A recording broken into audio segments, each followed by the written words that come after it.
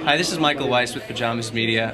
We're here at the Renaissance Hotel in Washington, D.C. at the Politics Online conference. Sitting next to me is Tom Bevan, the co-founder of Real Clear Politics. Thanks for having us, Tom.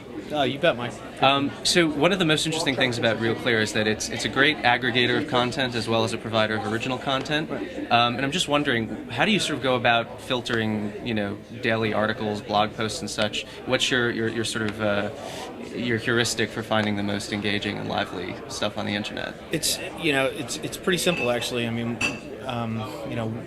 we look for the quality of the writing, the quality of the argument. It just has to be thought-provoking. It has to be well-written.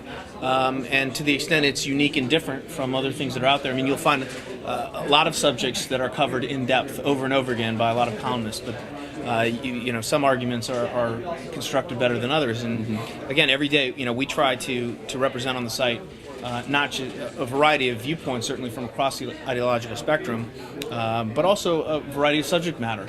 The horse race is sort of all-consuming right now. That's what a lot of people are writing about. Sure. But we can fill page after page with that stuff. We like to save some space and have commentary on other things that are going on in the world.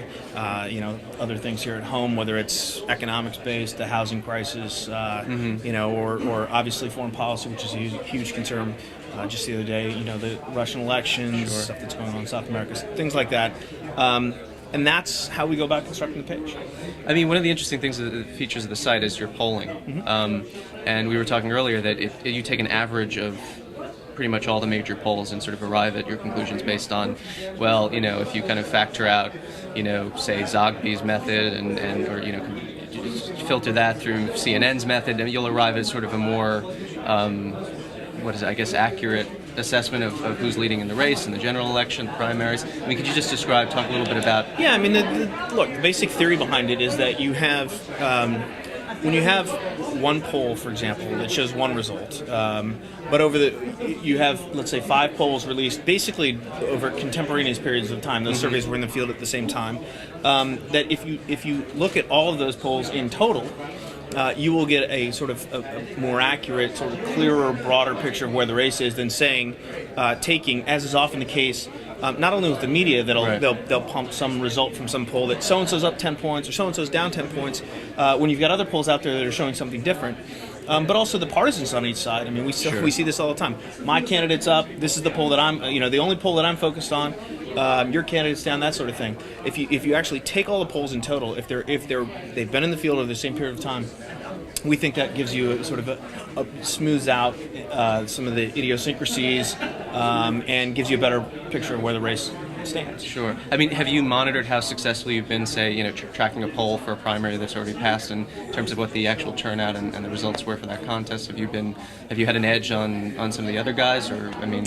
Well, I mean the averages are only as good as the polls that are within them. So Right. If all the pollsters are way off, for example, New Hampshire this year, I mean, everybody got that wrong. Right. So consequently, our average was off as well. But in general, I mean, the aggregating the polls does a pretty good job. I mean, 2006 was a perfect example. I mean, we had a lot of very, very tight Senate races, and they were heavily polled, and our averages got every single one of those contests right. Again, not us taking credit for that necessarily. I mean, Right. The pollsters themselves actually did a good job in those races, and in '04 as well. I mean, so it's been a good tool, and that's how we see it, as a tool for people who are interested in watching the horse race to come, and they can look at it and say, okay. And one of the things that we provide too is, I mean, we list all the polls and the data on the polls, and we actually link to the guts of the polls, so Right. It's very transparent. that people can drill down as far as they want to say, okay, what are the demographics that were used in this poll? What were the questions that were asked? That sort of thing. And so you can go as far as you want in sort of investigating on your own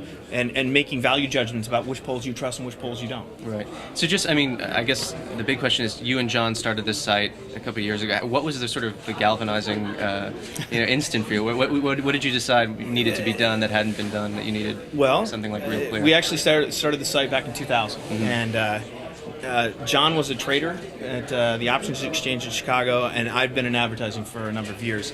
And neither of us were involved in either politics or journalism professionally.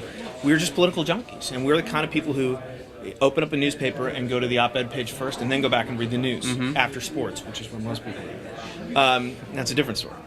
But we're the kind of people who watch the Sunday shows, listen to talk radio, watch the cable shows, and so that was sort of the genesis for the idea for the site, is that there are other people out there like us. Yeah. There must be, and in fact there are, and they're really sort of two audiences that we cater to. One are just people like us who are just they have day jobs, but we're avid political junkies, and then the folks who sort of do this thing professionally for a living, whether they are staffers on the Hill, whether they are columnists, pundits, editorial writers, talk show hosts, or the producers who are prepping for shows and want to get a good idea of what's out there on any given day or any given point in time.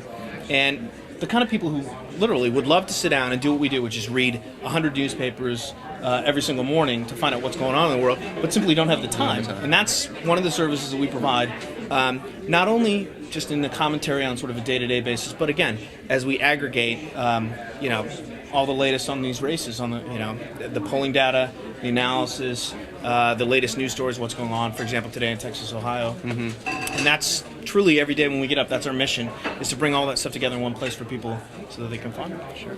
You guys have, I think, a very well-deserved reputation for impartiality, having this non-partisan take on things. Do you ever get everyone finds, no matter how objective you are, you're going to get attacked or accused of shilling for one candidate over another.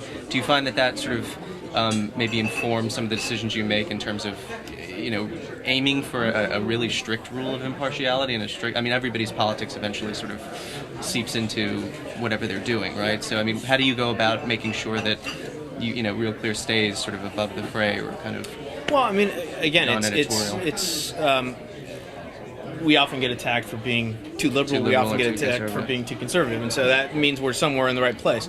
Again, what's on the site every day is driven by, to a certain degree, again, we put quality above all. If the best columns of the day are all by liberal writers, for example, or left-leaning columnists, for example, those are the columns that are going to be on the site. And someone might come to our site on that day and say, "Well, these guys lean to the left."